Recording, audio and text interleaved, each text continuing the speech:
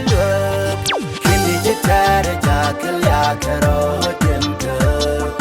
nika jidu shurikanong kwa puanyni jilokum yal karal midi dalong along kun midi nagami jigwalaita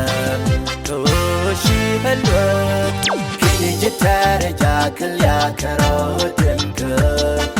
nika jidu shurikanong kwa Ajo ma chega chega bume bume pedikabul chega chega bume bume jo dukus chega chega bume bume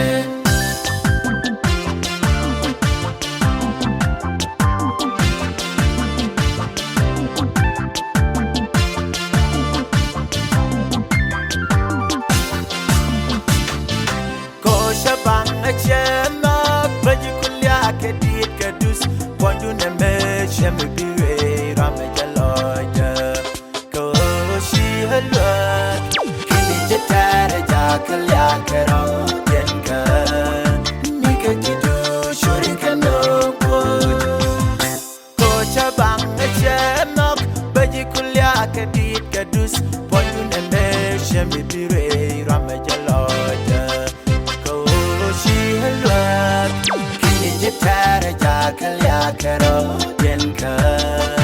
nika jidu shurikanong kwa jo nal tege tege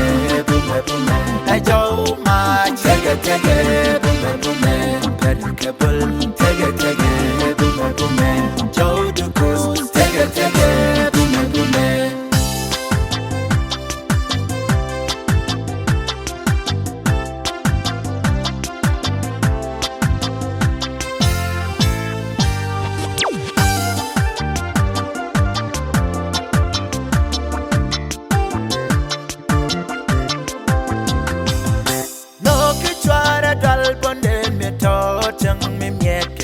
oh keneshanke